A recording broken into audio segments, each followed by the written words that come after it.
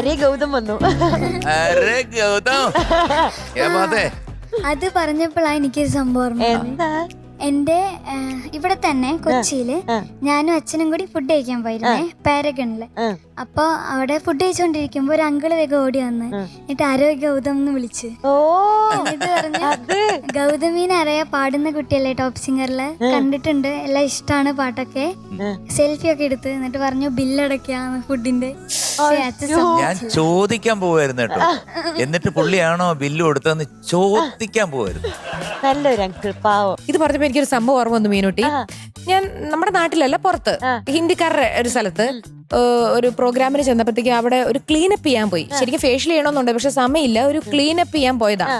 അപ്പൊ ക്ലീനപ്പിൽ എന്ന് വെച്ചാൽ മസാജ് ഇല്ല, അവർക്ക് ജസ്റ്റ് നമ്മുടെ സ്കിന്നൊക്കെ എടുത്ത് കളയുക, അത്രേ ഉള്ളൂ.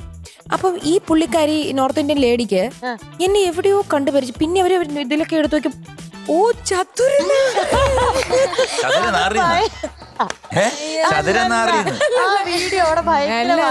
ഇത് അവർക്ക് വേറെ ഒന്നും അറിയില്ല.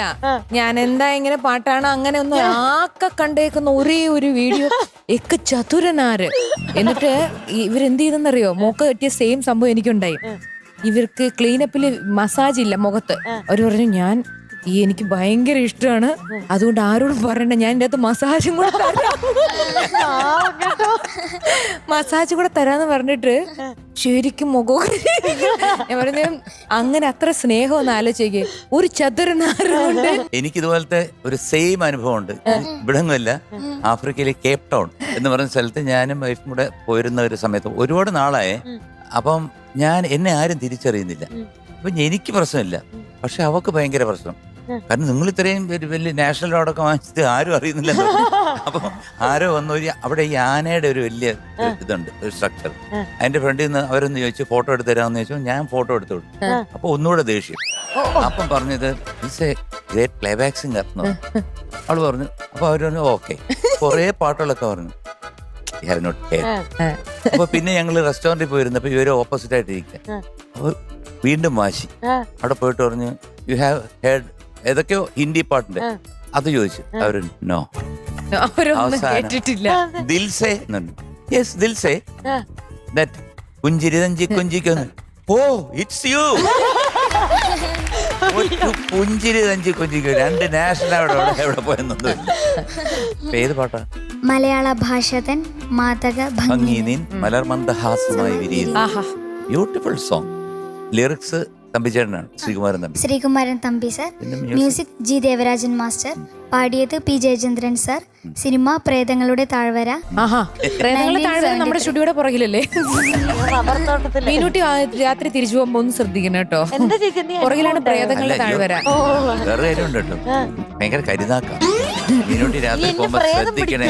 അതിന്റെ കൂടെ പറയാൻ പറ്റത്തില്ല, വീട്ടിലോട്ട് കേറുന്ന ഒക്കെ കുറച്ച് ഇരുട്ടല്ലേ അവിടെ. പുതിയ ഹോട്ടലുകളൊക്കെ താമസിക്കാൻ നമ്മൾ പ്രാർത്ഥിച്ചിട്ട് കിടക്കണം കേട്ടോ.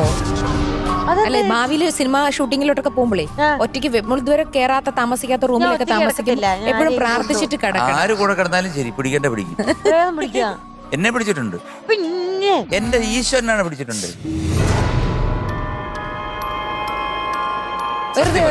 ഞാൻ ഹോട്ടലിൽ പറയത്തില്ല, എന്നെ പിടിച്ച് വരിഞ്ഞ് മുറുക്കി ശ്വാസം മുട്ടി ഞാൻ നോക്കുമ്പോ അപ്പുറത്ത് എല്ലാരും കിടപ്പുണ്ട്. പറയല്ലേ, ആരോ ഒന്നും പറഞ്ഞ തമാശ പറഞ്ഞതാ.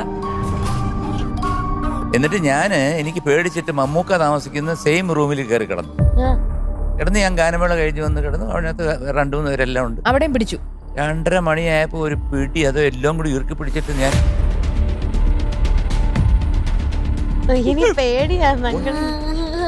വേറൊരു പ്രശസ്ത ഗായകന് കട്ടിൽ കിടക്കായിരുന്നു അതേ ഹോട്ടലിൽ വേറെ റൂമില്. കാലത്ത് നോക്കിയപ്പോ ബാത്റൂമിന്റെ സൈഡിൽ കിടക്കുന്നു. ആരോ വലിച്ചെറിഞ്ഞു.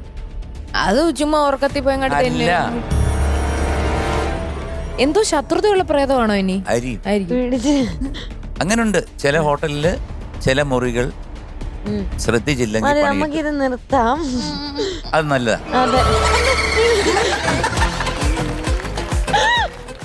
തുടങ്ങാം. All the best. Thank you.